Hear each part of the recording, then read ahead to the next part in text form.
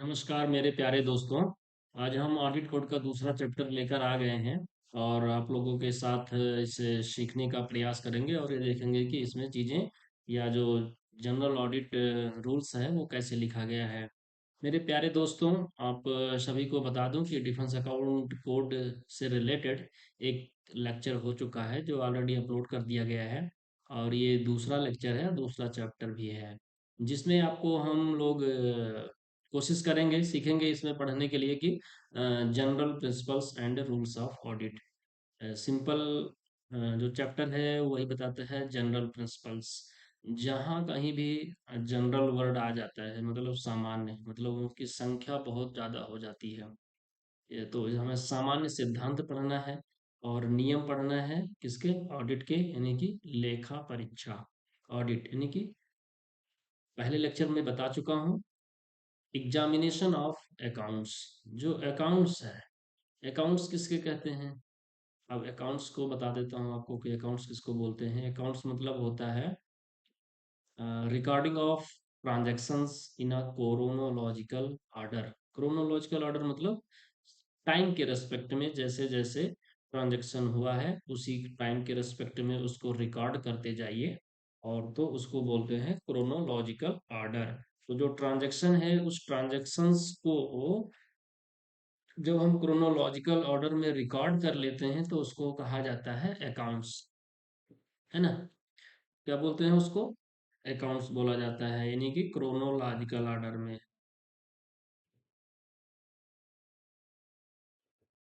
क्या हो गया, क्रोनोलॉजिकल ऑर्डर हो गया, यानी कि क्रम से, तो उसको अकाउंट्स बोलेंगे। जैसे 1 तारीख को कोई खर्चा हुआ उसको लिख लिया, 2 तारीख को खर्चा हुआ, 3 तारीख को खर्चा हुआ उसको लिखते चले गए, तो वो क्या हो जाएगा, अकाउंट्स हो जाएगा। अगर आपको कोई अकाउंट्स का डेफिनेशन पूछता है कि अकाउंट्स किसे कहते हैं, तो आप बोल सकते हैं recording of transactions in chronological order, वो अकाउंट्स हो जाएगा। चलिए इस पर आ जाते हैं।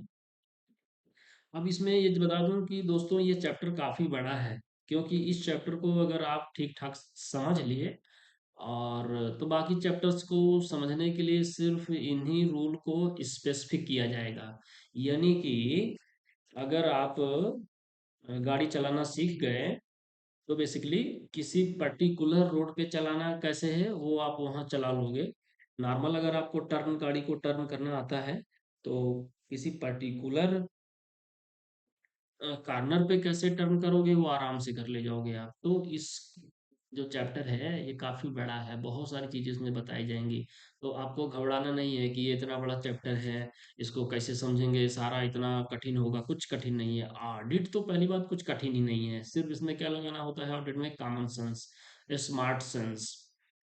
स्मार्ट सेंस लगाने से ऑडिट हो जाता है ऑडिट में। लेकिन क्या है कि किस रेस्पेक्ट में ये चीजें लिखी हुई हैं, हमारा दिमाग कभी कभी सोच नहीं पाता है उस लेवल तक, तो इसलिए क्या है, उसके लिए हमको एक बार पढ़ना पड़ता है। तो पढ़ने से क्या है, हमारे दिमाग को कंटेंट मिल जाता है वहां तक सोचने के लिए।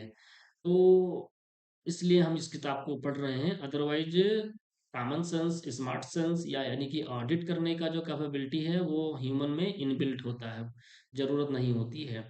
लेकिन सभी लोग उतना नहीं सोच पाते हैं, तो उसके लिए किताब बना दी गई है, किताब लिख दिया गया है। कुछ स्मार्ट टाइप के लोग होते हैं जो उतना सोच ले जाते हैं, और वो उन्होंने सोचा और ये किताबें लिख दी कि जो आम जनता है, आम जनता का मतलब डिफेंस अकाउंट्स डिपार्टमेंट के ऑडिटर, क्लर्क, डब्ल्यू, सीनियर एओ और एसीडीएस से लेकर के पीसीडीएस, सीजीडीए तक की बात करना चाहता हूँ मैं।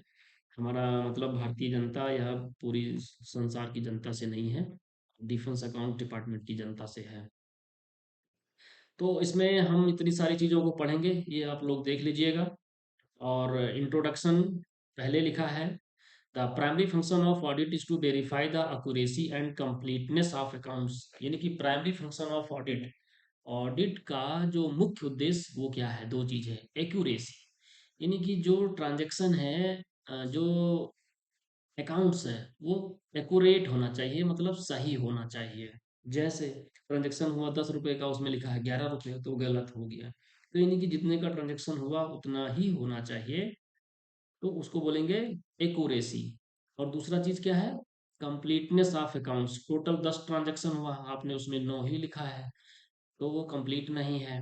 और दूसरा चीज़, जैसे मान लिया कि कोई आइटम खरीदने के बारे में लिखना था, उसमें आधी बात लिखी हुई है, तो वो कंप्लीट ऑफ अकाउंट्स नहीं हुआ। तो ये क्या कह रहा है कि primary function of audit to verify the accuracy and completeness. तो एक्यूरेसी के बारे में आपको समझ में आ गया, कंप्लीटनेस, ये दो वर्ड याद रखिएगा, यानी कि एक्यूरेसी, कंप्लीटनेस। क्या करने के लिए ऐसा करना पड़ेगा? प्राइमरी फंक्शन जो ऑडिट का है उसका क्यों ऐसा हम करते हैं? उससे क्या मिलेगा अगर ऐसा करेंगे कि एक्यूरेट भी हो और कंप्लीट भी हो? उससे मिलेगा सिक्योर, मतलब सिक्योरिटी दैट ऑल रिसीट्स, यानी कि जो हमारा पैसा हमको रिसीव हुआ है, यानी कि हमको मतलब मिनिस्ट्री ऑफ डिफेंस को जो रिसीट हुआ है या गवर्नमेंट को रिसीट हुआ है, आर ब्रॉट टू अकाउंट। जैसे कोई पैसा मिलता है उसको तुरंत ही अकाउंट में लेना है कि इतना पैसा हमारे पास आ गया, under the proper head. Proper head का मतलब ये समझ लीजिए, जैसे सपोज दैट आपने कंप्यूटर खरीदा, और अब कंप्यूटर का अलग कोड हेड होता है, जब आपको मैं अकाउंट कोड पढ़ाऊंगा तो बताऊंगा। अब कंप्यूटर खरीदने वाले हेड में आपने पे एंड अलाउंसेस, यानी कि सैलरी वाला हेड, सैलरी वाले हेड में कंप्यूटर का पैसा अगर अकाउंट फॉर कर दिया, अकाउंट फॉर मतलब अकाउंट में ले लिया, तो गलत हो जाएगा। तो जिस मद में खर्चा हुआ है उसी मद में उसकी अकाउंटिंग होनी है।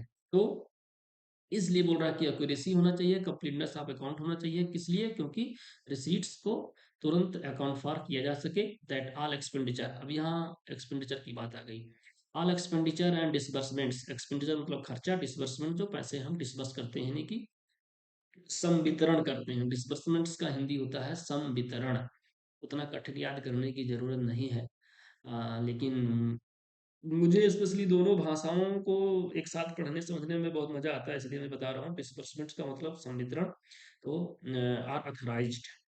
अब ये क्या होगा? जो भी पैसा आप किसी को दे रहे हो, डिसबर्स कर रहे हो, जैसे हर ऑफिस में डी सेक्शन होता है, डिसबर्समेंट सेक्शन, मतलब पैसा वो लोगों के अकाउंट में क्रेडिट करने का एक मीडियम है। तो अथोराइज्ड मतलब वो रूल के द्वारा अथोराइज्ड है। वाउच्ड, उसका एक वाउचर है। हर कोई भी पेमेंट होता है तो उसका एक डेबिट वाउचर लगता है, पंचिंग मीडिया जो जिसको बोलते हैं, वाउच्ड।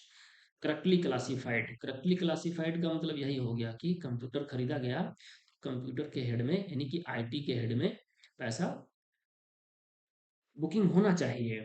तो करेक्टली क्लासिफाइड दैट, फिर आगे लिख रहा that the final account presents a complete and true statement of financial transactions, यानी कि जो फाइनल अकाउंट बनेगा, फाइनल अकाउंट कौन बनाता है? सीजीए बनाता है फाइनल अकाउंट, सीजीए। आपको मैं बता चुका हूँ, सी जी ए। ये क्या हुआ? Controller general of accounts. ये क्या होता है? ये कैग से अलग होता है, सीजीए होता है। ये भी मिनिस्ट्री ऑफ एक्सपेंडिचर के अंडर में फंक्शन करता है। तो फाइनल अकाउंट्स ये बनाता है पूरा गवर्नमेंट ऑफ इंडिया का। तो क्या है, फाइनल जो फाइनल बोल रहा है कि represents complete and true statement of financial transactions it purports to exhibit. मतलब जो जो फाइनल अकाउंट है जो बताना चाहता है वही बताए, क्योंकि अगर अकाउंट सही नहीं होगा, गलत होगा, तो उसका उद्देश्य कुछ और है कि कौन से मद में कितना पैसा एक्सपेंडिचर हुआ। जैसे गवर्नमेंट को जानना है कि टोटल आईटी में, यानी कि इंफॉर्मेशन टेक्नोलॉजी में पिछले फाइनेंशियल ईयर में कितना पैसा खर्चा हुआ था। तो अकाउंट करेक्ट नहीं होगा तो गवर्नमेंट को पता ही नहीं चलेगा। अभी उसको कितना बढ़ाना है, कितना परसेंट बढ़ाना है, उसके हिसाब से फिर गवर्नमेंट डिसीजन लेती है। तो ये हो गया। इसमें मैं अभी थोड़ा सा ज़्यादा इसलिए बता रहा हूँ ना, क्योंकि ऑडिट में बेसिकली कुछ रूल पढ़ने की ज़रूरत नहीं होती है। पहले ही बता दिया कि स्मार्ट सेंस डेवलप करने की ज़रूरत होती है। तो स्टार्टिंग की कुछ चीज़ों को आप ज़्यादा समझ लेंगे तो जो आपका माइंड है ना, वो रूल कैसे फ्रेम किए जाते हैं, कैसे रूल्स बनाए जाते हैं, क्या सोच के बनाया जाता है, वो आपका जो माइंड है वो प्रोग्राम हो जाएगा। तो उस वे में सोचने लगेगा। फिर ये सब चीज़ें आपको ऐसे लाइन टू लाइन पढ़ते चले जाएंगे, बस दिमाग में आपको आता रहेगा, ठीक है ये तो समझ आ गया, ठीक है ये तो समझ आ गया, है ना। अब ये देखो, ये काफी बढ़िया बात लिखा हुआ, clear distinction between audit and administrative function should be borne in mind by services and the defence account department. ये लाइन बता देता हूँ। अब डिफेंस अकाउंट डिपार्टमेंट ऑडिट करता है और डिफेंस सर्विसेज एडमिनिस्ट्रेटिव फंक्शन करती है। एडमिनिस्ट्रेटिव फंक्शन क्या हो गया? जैसे मान लो कि अपने लोगों को यानी आर्मी पर्सनल का पोस्टिंग कहाँ देना है, उनसे क्या काम करवाना है, ये सब उनका एडमिनिस्ट्रेटिव मैटर हो गया। डिफेंस अकाउंट डिपार्टमेंट का क्या काम है? ऑडिट करना। ऑडिट करने का मतलब क्या होता है कि जो प्री रूल्स है, प्री बोल रहा हूँ, पहले से निर्धारित, पूर्व निर्धारित जो रूल है, नियम है, उसका एप्लीकेशन सही से हुआ नहीं हुआ, ये किसका काम है? डिफेंस अकाउंट डिपार्टमेंट का है। तो दोनों को अपने अपने काम को अलग अलग ध्यान रखना है। एक दूसरे के काम में, मतलब क्या देहाती भाषा में क्या बोलते हैं कि एक दूसरे के काम में अड़चन नहीं डालना है। तुम अपना काम अलग करो, हम अपना काम अलग करते हैं। ये दोनों लोगों को समझना है। इन discharge of audit function, discharge of audit function मतलब जो ऑडिट का काम करते वक्त ये दोनों याद रखना है। डिफेंस अकाउंट डिपार्टमेंट को याद रखना है कि हमारा जो ड्यूटी क्या है, और डिफेंस सर्विसेज को याद रखना है कि उनका ड्यूटी क्या है। It is the function of the government not to make rules, financial rules. Government का काम है financial rules, orders for the defence services, ठीक है। And the officers of the defence services and defence account department responsible for making payments, यानी कि जो DAD है और डिफेंस सर्विसेज ऑफिसर्स, कुछ केसेस में डिफेंस, ज़्यादातर पेमेंट डिफेंस अकाउंट डिपार्टमेंट ही करता है, लेकिन कुछ केसेस में डिफेंस सर्विसेज भी पेमेंट करते हैं। पहले से एडवांस के रूप में पैसा वो लोग रखते हैं, इंटरेस्ट के रूप में। वो भी सीडीए पीसीडीए से लेके जाते हैं और उधर रखते हैं। रखते का मतलब लेके जाते हैं, कैश नहीं लेके जाते हैं कि बोरा में भर के कैश ले जाते हैं, ऐसा कुछ नहीं होता है। वो सैंक्शन देते हैं, जैसा भी बता देता हूँ आपको। जैसे किसी को अगर इंटरेस्ट के रूप में पैसा दे दिया गया, तो बैंक पीसीडीए बैंक में अथोराइज कर देगा कि डिफेंस का ये ऑफिसर सिग्नेचर वगैरह बैंक को बता देगा कि इनका ये सिग्नेचर है, ये डेजिग्नेशन है, ये नाम है। अगर इनको कुछ पैसा चाहिए तो, और एक पर्टिकुलर फॉर्म दे देता है, उस फॉर्म में ये डिफेंस ऑफिसर्स को इतना पैसा आप दे सकते हैं एक लिमिट तक। तो उस बेसिस पे वो इंटरेस्ट बन जाता है। बैंक उस डिफेंस ऑफिसर्स को, यानी कि आर्मी नेवी एयरफोर्स के उस ऑफिसर्स को बैंक अपना पेमेंट कर देगा। अदरवाइज ज़्यादा से ज़्यादा मैक्सिमम जो पेमेंट है वो डिफेंस अकाउंट डिपार्टमेंट यानी सीडीए पीसीडीए के ऑफिसर्स ही पेमेंट करते हैं। आर्मी ऑफ साइड या नेवी साइड या एयरफोर्स साइड पेमेंट नहीं करते हैं। तो वही लिखा हुआ है कि रूल बनाने का काम गवर्नमेंट का है, और ये सारे जो रूल हैं उनका एप्लीकेशन करके पेमेंट करने का काम डिफेंस सर्विसेज और डीएडी दोनों का है। फिर इधर इधर लिखा हुआ है to apply these rules and orders. It is the function of audit not to verify that कि these rules and orders are properly applied. मैंने इसको गोला बना रखा है, ये देख लीजिए। बस यही मेन फंक्शन है। यही लाइन को घुमा घुमा के बार बार, कई बार में, कई रूपों में, अलग अलग फॉर्म में लिखा गया है सब जगह। It is the function of audit to verify that these rules and orders properly applied. मतलब जो रूल बनाया गया था, जिस स्पिरिट के साथ वो रूल बनाया गया था, उसी स्पिरिट के साथ वो रूल को लागू किया गया है या नहीं किया गया है, बस इतना ही ऑडिट को चेक करना होता है।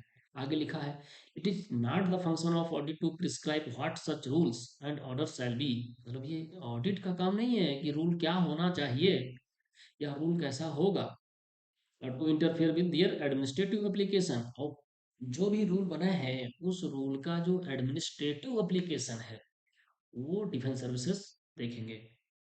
हमें सिर्फ उस रूल से जो पेमेंट हुआ है, वो पेमेंट का ट्रांजैक्शन, यानी कि जहां ऑडिट मतलब पैसा, ऐसे समझ लीजिए। अगर उससे कुछ एक्सपेंडिचर हुआ है तो वो एक्सपेंडिचर ऑथराइज्ड है कि नहीं है, प्रॉपर रूल अप्लाई करके हुआ है पेमेंट या नहीं हुआ है, ये ऑडिट में देखना है। अब कोई रूल बन गया, वो उसका जो एडमिनिस्ट्रेटिव पार्ट है वो डिफेंस सर्विसेज देख लेंगे, उसे हमें देखने की जरूरत नहीं है। ये आ जाते हैं। देखिए, इन मैं आपको और बता देता हूँ। अभी दो पैरा मैंने आपको बताया, लेकिन इतना टाइम लग गया। उसका मतलब ये है, देखो, आपके एग्जाम हॉल में इन्हीं में से लाइनें उठा उठा के आपसे क्वेश्चन पूछी जाएगी। अभी इसी में से कॉपी पेस्ट करके जो जो लाइन हमको पसंद आए, सुंदर सुंदर लाइन, और जो आसान हो, ठीक है, उनको उठा करके पीपीटी बना करके मैं आपको बहुत फटाफट समझा सकता हूँ। लेकिन क्वेश्चन ये मैं बता देता हूँ, क्वेश्चन आपकी पीपीटी से नहीं पूछे जाते हैं, इसी किताब से पूछे जाएंगे। इस किताब को पढ़ना सीखिए अगर रियल में तुम्हें पास करना है। Not only for the exam of clerk to auditor, and also SAS part 1 and part 2। अगर आपको पास करना है तो उस किताबों को पढ़ना सीख लीजिए। कुछ नहीं है, मैं वादे के साथ कह रहा हूँ, गारंटी के साथ बोल रहा हूँ कि किताबों को पढ़ना मेरे साथ एक बार सीख लीजिए। मैं यहाँ कोई एज़ अ टीचर के रूप में नहीं हूँ। बहुत सारा चीज़ मुझे भी नहीं आता होगा इसमें से। लेकिन ये मेरा गारंटी है और रिटर्न में गारंटी है कि मेरे साथ अगर ये किताब पढ़ लेंगे आप, तो इससे ज़्यादा अब डिफेंस अकाउंट डिपार्टमेंट में तो कोई नहीं पढ़ पाएगा, इतना तो गारंटी है। और दूसरा चीज़, 2, 4, 10, 20 लोग अगर कोई पढ़ भी लेता है तो उससे हमको क्या मतलब है? अब मान लो सीएस के पेपर में कम से कम 100 वैकेंसी आई है, 5 लोग बहुत तेज है, 90-90 नंबर लेके आ गया, उससे क्या मतलब है? 5 लोग बनेगा तो वो भी डबल हो। लेकिन मेरा ये कहने का मतलब नहीं है वो बेकार है। वो भी बहुत बढ़िया लोग हैं, बहुत अच्छे लोग हैं। हर टाइप के लोग हर जगह होते हैं। तो उनको छोड़ दीजिए, लेकिन ये गारंटी है आप मेरे साथ इसको अगर किताब को पढ़ना सीख जाएँगे, तो सारे प्रॉब्लम सॉल्व हो जाएगी। और स्टार्टिंग में 1 या 2 किताब जो पढ़ने में समस्या आती है, उसके बाद सरकार के नियम कानून क्या होते हैं, वो हमारे दिमाग में फिट हो जाता है कि चीज़ें ऐसे लिखी जाती हैं, ऐसे रूल्स बनाए जाते हैं, फिर बाकी चीज़ें बहुत आसान हो जाती हैं। क्योंकि ये नॉर्मल अंग्रेजी से अलग अंग्रेजी है। इसको अगर हिंदी बना दिया जाए तो और बहुत कठिन होगा। ये कोई हिंदी भाषा वाला मत ना सोचे कि अरे हिंदी में होता तो ये बहुत आसान होता। हिंदी इसकी बहुत कठिन बनेगी, जो आप बिल्कुल समझ नहीं पाएंगे, अंग्रेजी से भी ज़्यादा कठिन लगेगा। तो इसलिए अंग्रेजी में समझो, दिमाग को अपने बता दो कि अंग्रेजी में ही ये ठीक है। अदरवाइज बार बार आप सोचते रहोगे कि हिंदी में होता तो हम बहुत बढ़िया कर ले जाते। ऐसा कुछ नहीं है, वो सब भ्रम है, भ्रम से दूर रहा करिए। ठीक है, चैप्टर ये पैरा नंबर 12 शुरू करते हैं। लिखा हुआ है, audit by defence account department is conducted with reference to rules laid down in this code. मतलब इस कोड, डिफेंस ऑडिट कोड में जो रूल है उसके रेफरेंस में डिफेंस अकाउंट डिपार्टमेंट ऑडिट करेगा फाइनेंशियल एंड अदर रेगुलेशंस। जो एफआर है, एफआर पार्ट 1 है, पार्ट 2 है, या दूसरे जो भी नियम कानून बने हुए हैं उसके रेफरेंस में डीएडी ऑडिट करेगा। ठीक है। Other orders issued by the government और other CFA from time to time, government कोई ऑर्डर देता है या कोई सीएफए है, कंपिटेंट फाइनेंशियल अथॉरिटी है, जो ऑर्डर करने के लिए सुटेबल है या कंपिटेंट है, वो ऑर्डर कोई देता है, तो सारे ऑर्डर्स के बेसिस पे ही ऑडिट करना है। ये तो सिंपल है, सभी को पता है कि जो ऑडिट होता है, ऑडिटर होता है, ऑडिटर यहाँ डेजिग्नेशन से मतलब नहीं है, एसईओ, डबल एओ, सीडीए, पीसीडीए सब ऑडिटर ही है। तो जो ऑडिटर होता है उसको जो रूल बना दिया गया उस रूल का एप्लीकेशन देखना है। सिंपल, वो आगे पढ़ाएंगे आपको। Standards of financial property enumerated in enunciated in para 32 of this code are the basic rules on which all audit is conducted as standards as regards propriety of expenditure। 32 में ऐसा समझ लीजिए कि एक फाइनेंशियल प्रॉपर्टी एक rule है। Rule क्या, common sense है। ऐसा समझ लीजिए कि आप अपने व्यक्तिगत पैसों को जो जो चीज सोच करके खर्चा करते हैं, वही है फाइनेंशियल प्रॉपर्टी। लेकिन वो उसका लैंग्वेज अलग से लिखा हुआ है, जैसा मैं बता रहा हूँ। ये तो उसका एसेंस बता रहा हूँ, सार बता रहा हूँ। लेकिन अंग्रेजी के अच्छे अच्छे शब्द उधर लिखे हैं, कुछ अंग्रेजों ने लिख के गए हैं, उन अंग्रेजों की वर्ड्स को समझना है। लेकिन उसका एसेंस यही है कि आप अपने पैसों को जितना सोच समझ करके खर्चा करते हैं। कुछ लोग की बात नहीं कर रहा हूँ जो कभी भी वैसे भी खर्च कर लेते हैं किसी भी काम में, जो समझदार लोग हैं, जिसको फाइनेंशियल प्रूडेंस है, फाइनेंशियली प्रूडेंट लोग हैं, उन लोगों की बात कर रहा हूँ। वही फाइनेंशियल प्रॉपर्टी है। मतलब नीड बेसिस, जितना जरूरत था उतना खर्चा किए, नीड बेसिस जो एक्सपेंडिचर होता है वही होता है फाइनेंशियल प्रॉपर्टी। आगे से पढ़ लेंगे उसको, अभी इतना समझ रखिए। नेक्स्ट है, in in the course of scrutiny of accounts and transactions of defence services audit is entitled to make relevant queries. यानी कि जो ऑडिट है, ऑडिट में हम रेलेवेंट क्वेरी जो से कुछ क्वेश्चन है वो पूछ सकते हैं, observations, and to call for such vouchers statements. Audit करने के दौरान अगर आपको चाहिए वाउचर्स चाहिए, स्टेटमेंट्स चाहिए। रिटर्न्स, रिटर्न्स मतलब डिटेल होता है, विवरण होता है। रिटर्न्स मतलब यहाँ लौटना नहीं है।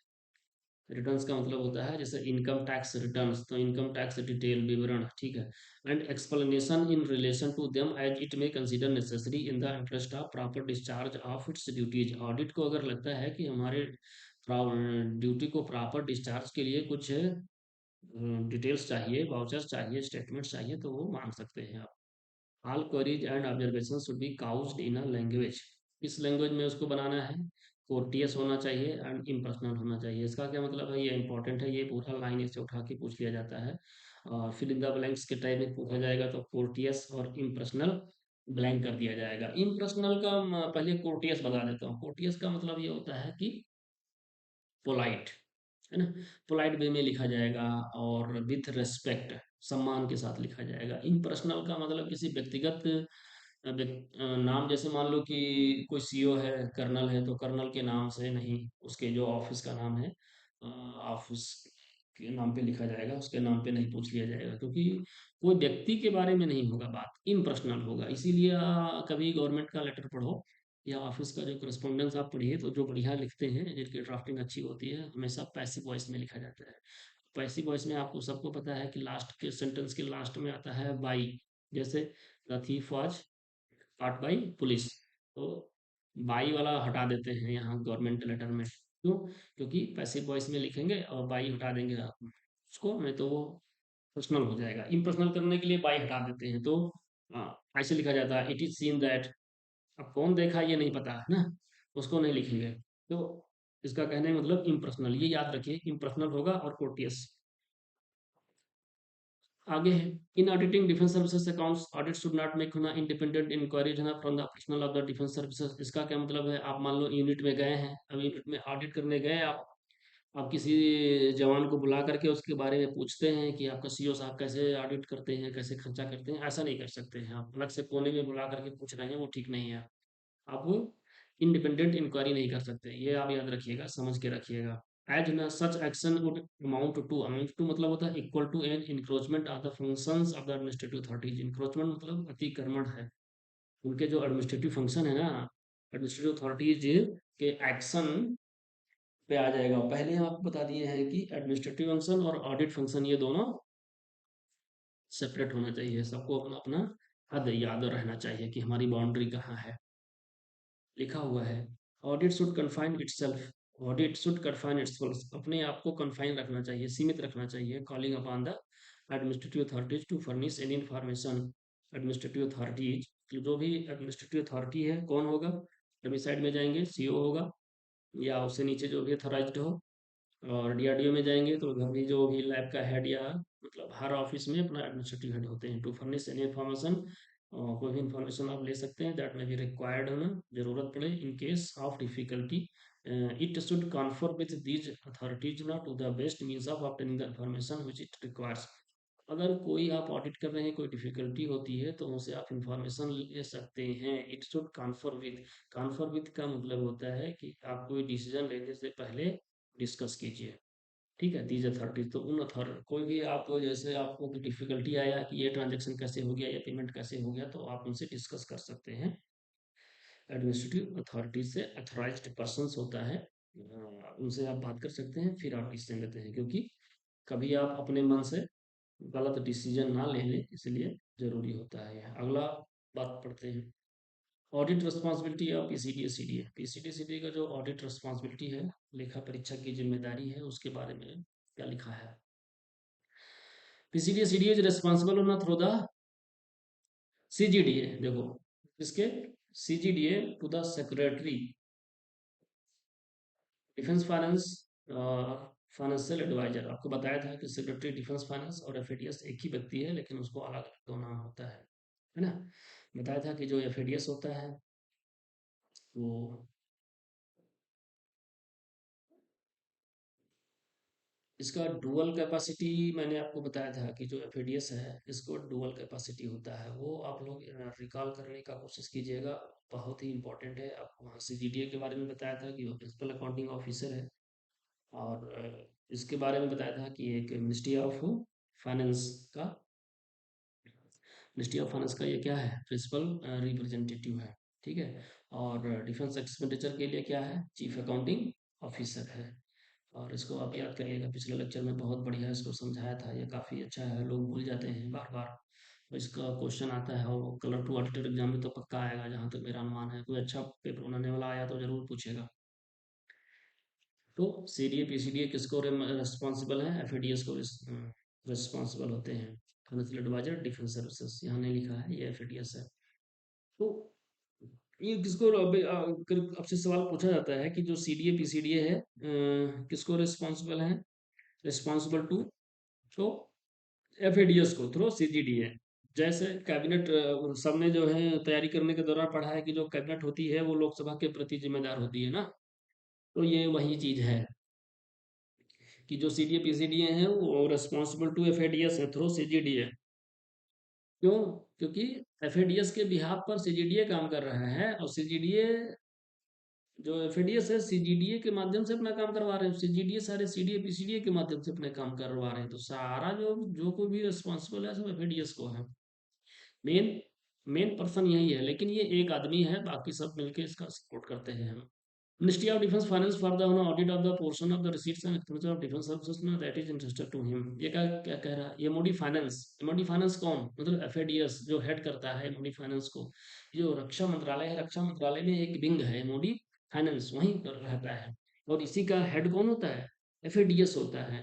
तो ये कह रहा है ministry of defence for the audit of the portion of receipts and expenditure of defence services. तो जो डिफेंस सर्विसेज का रिसीट है और एक्सपेंडिचर है उसका कौन देखता है, एफएडीएस देखता है। That is interested to him, interested मतलब सौंपा गया है। Without the sanction of the controller general of defence accounts he will not take up the audit of any accounts which do not fall within the sphere of his duties of audit except the audit of regimental funds of unit and functions as provided in this छोड़ दो, आगे बता देते हैं यहाँ से कि इसका मतलब क्या है। देखिए, यहाँ बात चल रही है सीडीए पीसीडीए की, आप अपने से इसको पढ़िएगा, मैं बता देता हूँ वो सुन लीजिए, क्योंकि इसका तो सब लोग पढ़ लेंगे बार बार, सबके पास किताब है। जो पीसीडीए सीडीए है उसको रूल्स रेगुलेशंस के माध्यम से बताया गया है कि किसका किसका ऑडिट आपको करना है। उससे अलग कोई भी वो ऑडिट नहीं कर सकता है, जब तक कि सीजीडीए उसको ना कह दे। एक चीज का ऑडिट कर सकता है, वो कौन सा ऑडिट है, regimental funds of unit. Regimental fund जो यूनिट का है उसका वो ऑडिट बिना सीजीडीए से पूछे कर सकता है, और उसके भी बारे में जो कंडीशन है 834 para of regulation for army 1962, इसको डीएसआर बोलते हैं। आप जब ऐसे इसकी किताब खरीदेंगे तो डीएसआर नाम से, वैसे सारी किताबों में डीएसआर लिखा रहता है, लेकिन डीएसआर नाम से ये किताब आती है, श्री रामचरितमानस की इतना मोटी किताब है। लेकिन एसएस में जो क्वेश्चन आते हैं ना उसमें पीछे इंडेक्स दिया हुआ है, फटाफट उसमें से ढूंढ के मिल जाते हैं, उसमें से कोई क्वेश्चन याद करके नहीं आता है, वो भी तो बुक है। तो वो किताब देखने में वैसे बड़ी मोटी है, लेकिन उससे क्वेश्चन बहुत फटाफट मिलते हैं, तो इसलिए फटाफट मिलते हैं। हमें बढ़िया है, ज़्यादा एक बार पढ़ लो देख लो इंडेक्स में क्या है, कुछ कुछ ज़्यादा फिर याद नहीं करना है, तो इसलिए हम उसको बढ़िया बोलेंगे, जो हमको आराम देगा वही बढ़िया वही तो हमारे लिए बढ़िया होगा। ठीक है, तो सीडीए पीसीडीए सिंपल रूल खत्म हो गया कि जो जिस चीज़ के लिए अथॉराइज्ड है उसी उसी का ऑडिट करेगा, बाकी किसी चीज़ का ऑडिट नहीं करेगा। रेजिमेंटल फंड का ऑडिट कर सकता है, ये याद रखिएगा। ठीक है, आगे बढ़ते हैं। Audit and scrutiny of sanctions and order, ये बहुत बढ़िया चीज़ है, नया चीज़ है, आपको बताता हूँ ये क्या है। Audit and scrutiny of sanctions and order, जैसे फर्स्ट क्या होता है, ऑडिट ऑफ सैंक्शन क्या होता है ये समझ लीजिए। जैसे सैंक्शन आ गया कि एक मिलिट्री हॉस्पिटल बनाना है, तो जो सैंक्शन आया मिलिट्री हॉस्पिटल बनाने का, पहले उसका ऑडिट होगा कि मिलिट्री हॉस्पिटल की यहाँ जरूरत है। सपोज दैट मिलिट्री हॉस्पिटल कहाँ बन रहा है, मान लेते हैं पंजाब के जालंधर में बन रहा है। ठीक, तो अब जालंधर में मिलिट्री हॉस्पिटल की जरूरत है कि नहीं है, और अगर जो सैंक्शन आया है कैसे कैसे बनेगा, उसके लिए भी बहुत सारे रूल्स नियम्स होते हैं, रूल्स होते हैं कि हॉस्पिटल के क्या कंडीशन होगा, कितना पैसा लगेगा, कैसे कैसे बनेगा, तो वो सब उसमें लिखी जाएंगी। पहले उसका ऑडिट होगा।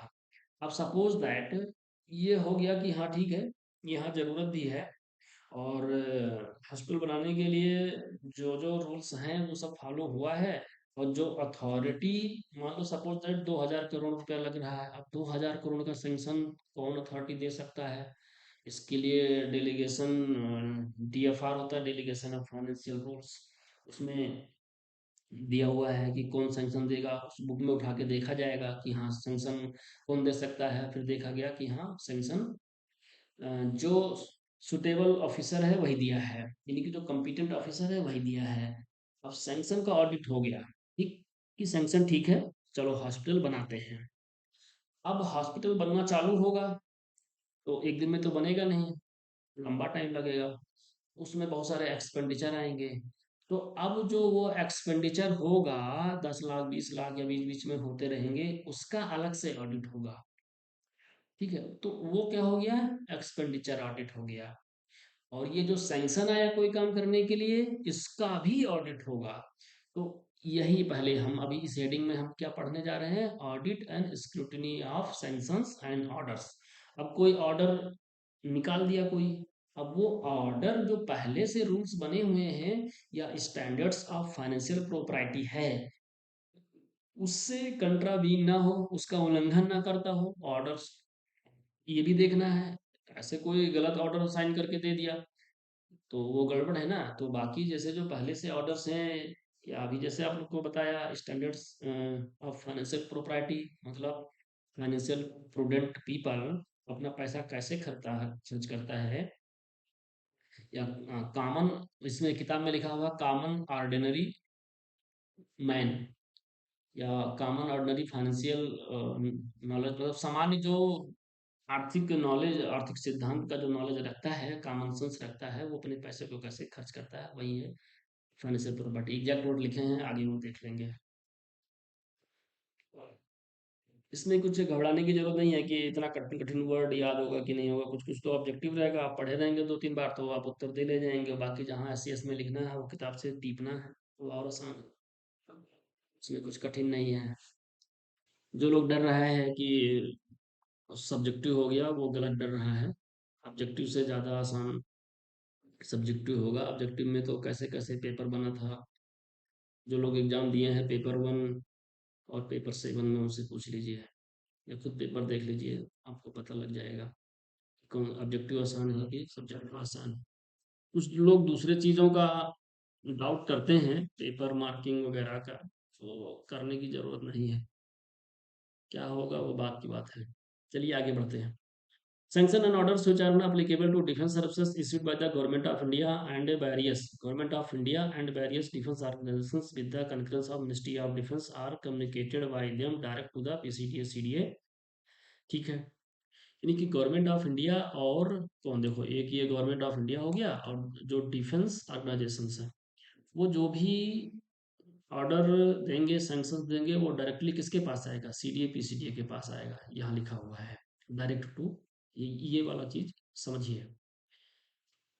Such sanctions should indicate the order memorandum letter issued with the concurrence of Ministry of Defence। अब जैसे क्या है कि कोई भी जो ऑर्डर निकलता है, वो एमओडी फाइनेंस का कंकरेंस होना चाहिए। क्यों, पैसा खर्च होना है ना, तो पैसा खर्च होना है तो एमओडी फाइनेंस का ऑर्डर होना चाहिए।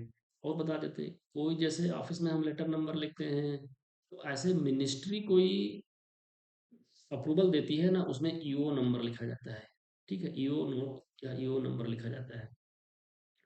तो जो भी ऑर्डर आएगा उसमें ये लिखा रहेगा कि कौन से ईओ नंबर के द्वारा इसको सैंक्शन मिला है, क्योंकि लिखा रहेगा तभी तो सीडीए पीसीडीए को पता चलेगा कि एमओडी फाइनेंस ने इसको काम कर किया है नहीं किया है। नहीं लिखा रहेगा कैसे पता चलेगा, तो इसलिए लिखना है। आगे लिख रहा है, similar sanctions and orders issued by authorities lower than the government of India are communicated direct to PCDA CDA होना by such authorities except, यानी कि गवर्नमेंट ऑफ इंडिया से नीचे कोई भी अथॉरिटी जो सैंक्शन इशू करेगा वो डायरेक्ट सीडीए पीसीडीए को भेज देगा, एक्सेप्ट। अभी यहाँ इसमें से क्वेश्चन आता है, पक्का बता रहा हूँ, कोई टफ पेपर बनाता है तो यहाँ से क्वेश्चन उठाता है।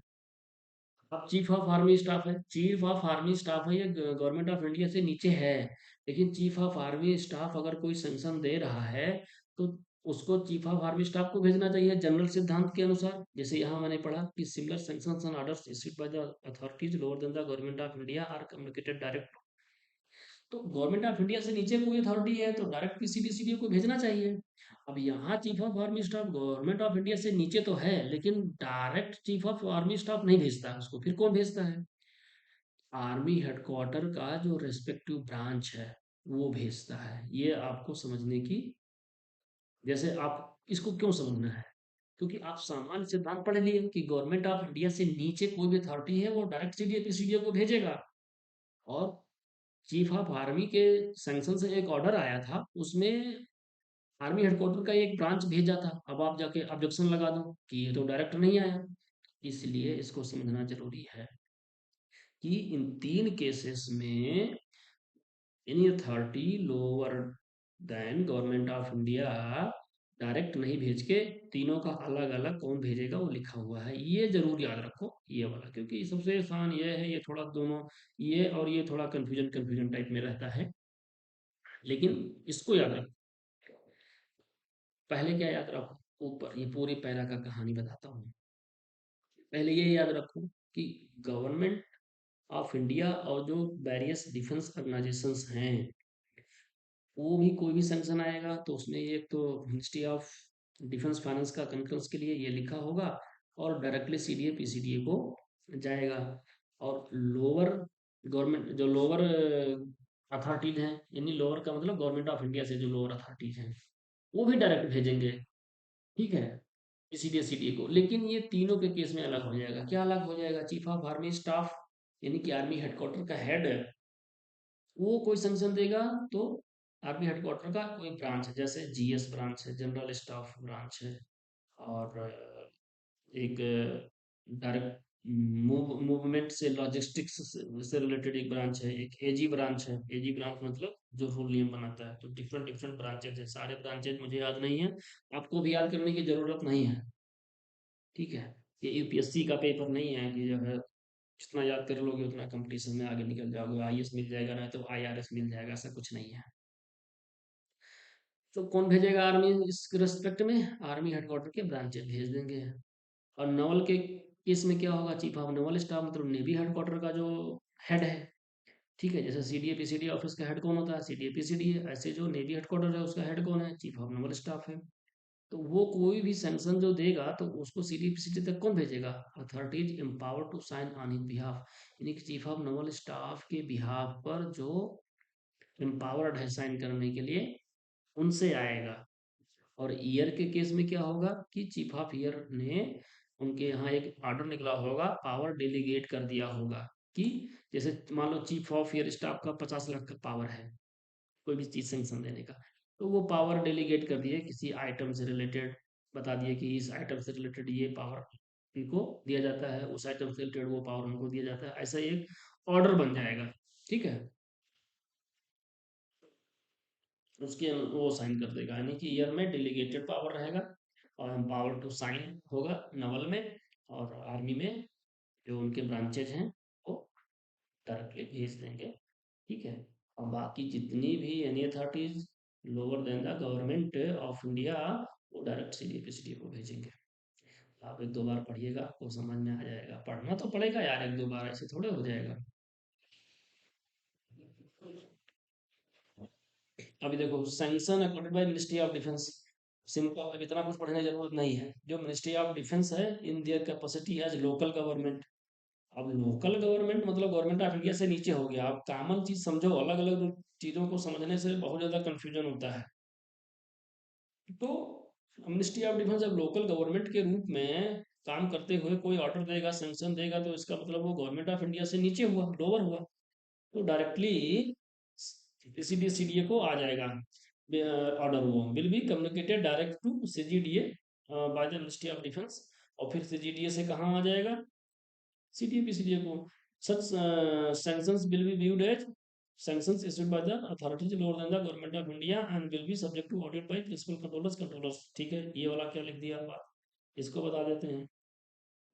जो सैंक्शन है ना, गवर्नमेंट ऑफ इंडिया का जो सैंक्शन होगा उसका ऑडिट कौन करेगा? डीजी या डीएस करेगा। कौन करेगा ऑडिट? देखो, जीओआई। ठीक, इसका इसका गवर्नमेंट ऑफ इंडिया का जो सैंक्शन होगा वो करेगा डीजीए डीएस, डायरेक्टर। देखो, director general of audit defence services, government of India. और इससे जो नीचे कोई भी जो सैंक्शन देगा, गवर्नमेंट ऑफ इंडिया से नीचे जो भी सैंक्शन आएगा, वो सैंक्शन का ऑडिट कौन करेगा? सीडीए पीसीडीए करेगा। एक थंब रूल है, याद रखो। सारे क्वेश्चन सही हो जाएंगे। गवर्नमेंट ऑफ इंडिया का सैंक्शन कौन करेगा? डीजीएडीएस, रट लो बिल्कुल। गवर्नमेंट ऑफ इंडिया से नीचे कोई सैंक्शन दे रहा है, उसका ऑडिट कौन करेगा? सीडीए पीसीडीए करेगा। सिंपल। इतना बाकी पढ़ते रहो, ये समझते रहो, लेकिन ये सिंपल रूल है। फिर लिखा है copies of government sanctions which are intended होना for communication to the principal controller of defence accounts who have to act upon the sanction will be, who have to act upon, ये important है, मतलब जिस CDA PCDA को sanction, उस sanction पे action लेना है, उनके लिए इंक साइंड कॉपी होगा, will be signed in ink by the sanctioning authority, जिसको काम करना है बेसिकली। फिर copies endorse to other principal, अगर किसी और को इंडोर्स कर दिया गया है तो साइक्लोस्टाइल्ड सिग्नेचर हो जाएंगे, इससे काम चल जाएगा। ठीक। These instructions are applicable to sanctions issued with the, अब ये दीज इंस्ट्रक्शंस मतलब ये वाला instructions, these instructions are applicable to sanctions issued with the concurrence of financial authorities as well as those issued under the power vested in the various competent financial and administrative authorities। ठीक है, issued with the, देखो ये जो ऊपर लिखी हुई बात है कि जिसको काम करना है उसको इंक साइंड चाहिए और जिसको इंडोर्स किया गया है उसको सर्कुलर स्टाइल चाहिए, ये सैंक्शन मतलब ये कहाँ लागू होगा? Applicable to sanctions issued with the, मतलब जो सीएफए है, फाइनेंशियल एडवाइजर है, सॉरी सीएफए तो दूसरा चीज हो गया, फाइनेंशियल एडवाइजर की बात हो रही है। जो फाइनेंशियल एडवाइजर है उसके कंकरेंस से भी इशू होगा तो भी ये, एक मिनट दोस्तों, चार्जिंग लगा देता हूँ।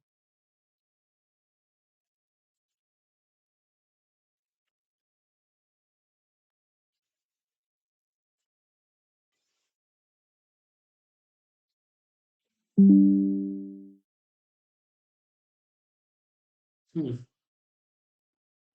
तो जो सैंक्शन आया वो भले फाइनेंशियल जो अथॉरिटी है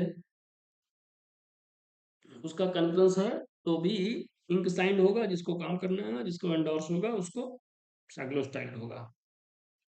आगे लिखा these do not apply to sanctions of a general nature including those involving होना डेलीगेशन ऑफ पावर, जैसे खर्चा नहीं हो रहा ना, किसी को डेलीगेट किया जा रहा है पावर, तो वहां से कुछ पैसे का तो खर्चा नहीं हो रहा, वो जनरल हो जाएगा, उसकी बात कर रहा है, तो वहां पर ये लागू नहीं होगा। Which may continue to be issued under ना साइक्लो स्टाइल्ड सिग्नेचर्स। ठीक है। These are to be followed only in cases of sanctions which are in the nature of conveying sanctions for a particular item of expenditure ना, or from in appointment ना, or regulation of class with a definite monetary implication or limit। मतलब these मतलब ऊपर तो ये वाला बताया गया ना, ये क्या कह रहा है कि जैसे कोई एक पर्टिकुलर एक्सपेंडिचर कह रहा है, मतलब किसी को फॉर्चूनर कोई खरीदने का सेंक्शन आ गया कि ये जो है पीसीडीएस आप फॉर्चूनर से चलेंगे, तो फॉर्चूनर से चलेंगे तो जो सैंक्शन दे रहा है वो इंक सैंड कॉपी चाहिए, ये नहीं कि फोटो कॉपी लगा के भेज दिया। ठीक है, तो वो पर्टिकुलर बोल रहा है। या मान लो 10 लाख रुपए का लॉस हो गया, अब उसको रेगुलराइज करना है तो वो उसका जो सैंक्शन आएगा वो इंक सैंड कॉपी आएगा, ऐसे नहीं आ जाएगा कि फिर कह रहा है with a definite monetary implication, इसका जो जो आर्थिक प्रभाव क्या होगा और लिमिट क्या होगा वो सब उसमें लिखा रहेगा सैंक्शन में। ये नहीं कि रेगुलराइजेशन ऑफ लॉस आ गया, अब कितने रुपए का लॉस रेगुलराइज हुआ है उसमें लिखा ही ना हो, कोई कहे ये 10 लाख का है, कोई कहे 20 लाख का हो, तो वो क्लियर कट होगा। आगे बढ़ते हैं, बहुत ज़्यादा ये मैं एक्सप्लेन करके बता रहा हूँ, लेकिन उसको थोड़ा स्टार्ट करेंगे, अभी थोड़ा बियर कर लीजिए आप, आपके ही फायदे के लिए है। 17 नंबर पे क्या कह रहा है? Audit of government of India sanction is conducted by DGADS, मैंने ऊपर ही बता दिया, इसको बोला भी बना रखा है, यानी कि गवर्नमेंट ऑफ इंडिया का सैंक्शन कौन करेगा ऑडिट? डीजीएडीएस। सिंपल, याद कर लो, ये क्वेश्चन आता है। Regular audit of such sanctions will not therefore be carried out by the PCDA CDA, मतलब सीडीए पीसीडीए उसको रेगुलर ऑडिट नहीं करेंगे। सीडीए पीसीडीए किसका करेंगे? Lower to government of India, authorities lower to government of India. फिर ये कह रहा है all codes regulations standing orders issued by the government of India, आ गया गवर्नमेंट ऑफ इंडिया आ गया ना, issued by, are scrutinised bye the director of audit, है ना, director of audit defence services, मतलब यहाँ वो डीजीए ही है, director of audit defence services वही है। And controller general of controller general of defence accounts and no need further scrutiny by PCDA CDA. इनके जो रूल्स है, कोड्स है, रेगुलेशंस है, ये सब कौन करेगा? Director of audit defence services. DGA DS जैसे सीजीडीए है ना हमारा, ऐसे DGA DS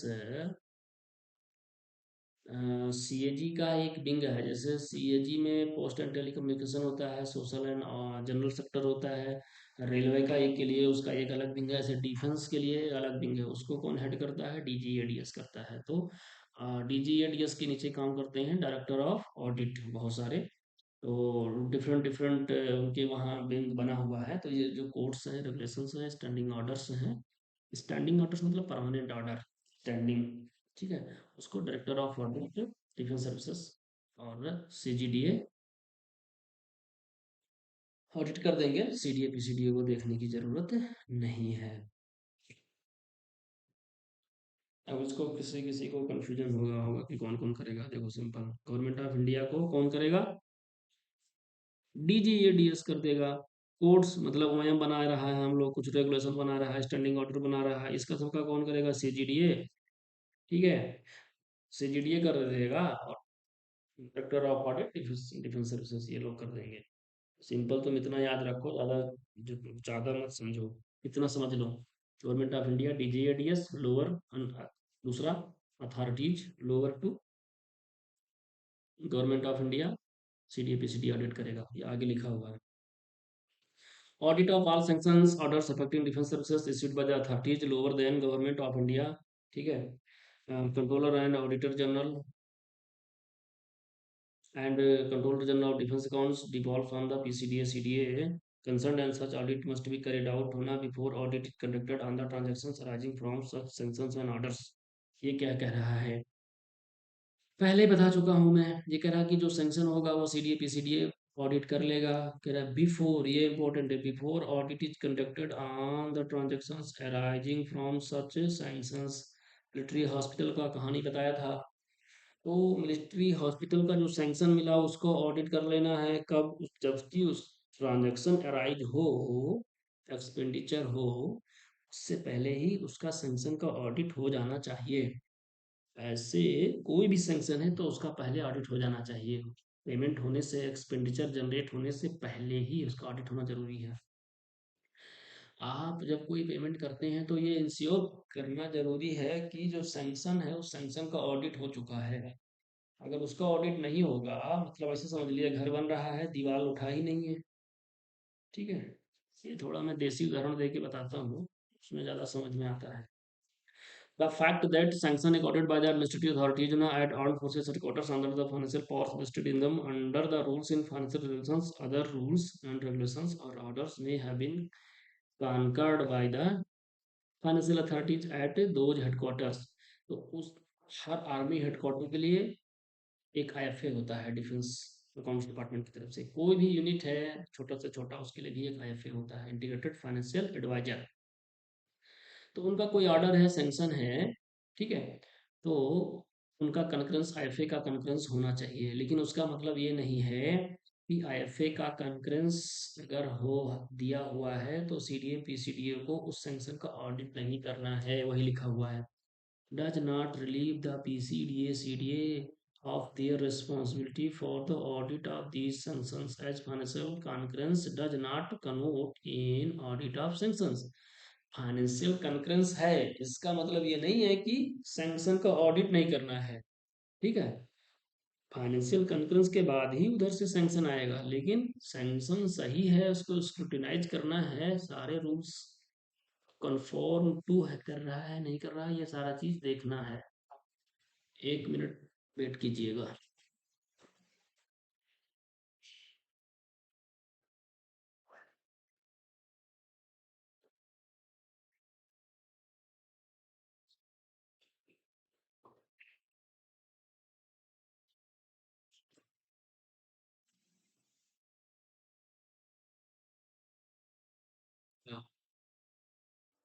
accordingly all sanctions recorded by service headquarters. Service headquarter कौन सा हो गया? आर्मी हेडक्वार्टर, नेवी हेडक्वार्टर और air force headquarter. Should be audited by PCDA CDA, क्योंकि ये सारे क्या है, गवर्नमेंट ऑफ इंडिया से नीचे हैं।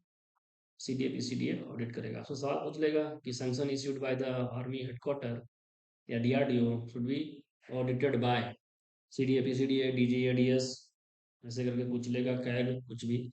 तो आपको याद रखना है कौन करेगा। With reference to the orders governing the sanction even the sanction indicate that कि same work concurred by the ministry of defence, वही बात लिखा हुआ है।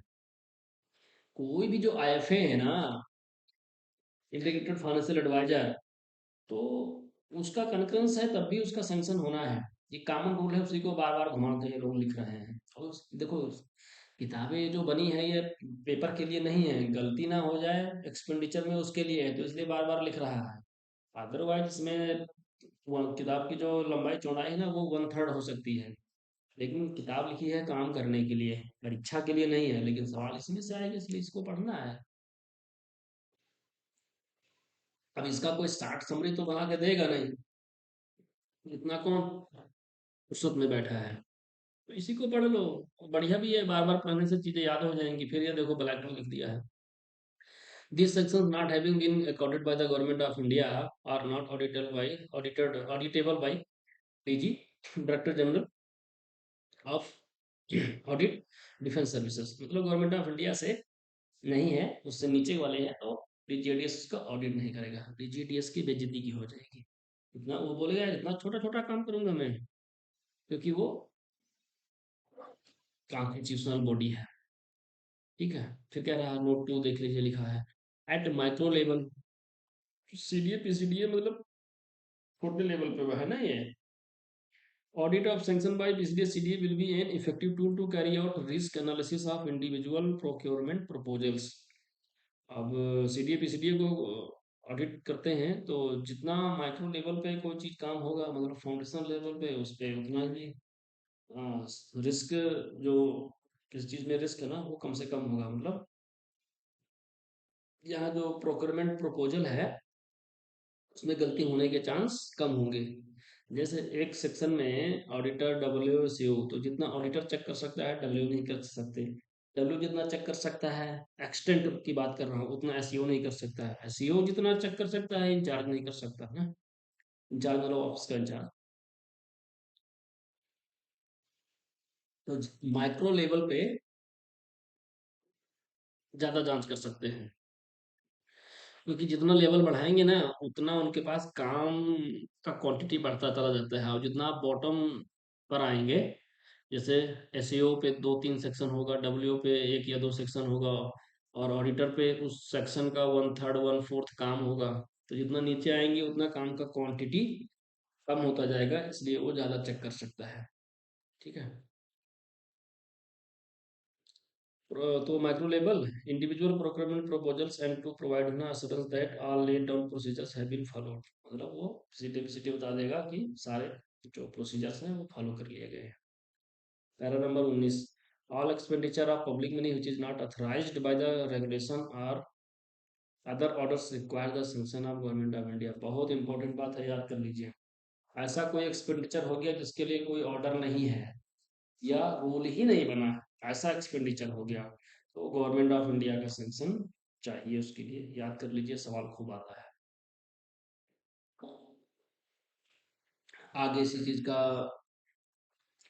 वो लिखा हुआ है, expansion accordingly all orders which convey sanctions either directly or indirectly to such expenditure मतलब कैसा एक्सपेंडिचर, ये वाला expenditure should be issued in the form of government letter, government letter के रूप में इशू किया जाएगा इस पे। ठीक है, रूल नहीं था, ऑर्डर नहीं था, और एक्सपेंडिचर हो गया, उस नेचर का एक्सपेंडिचर हो गया, तो गवर्नमेंट लेटर इशू होगा, या फिर आर्मी एयरफोर्स नेवी इंस्ट्रक्शंस होगा।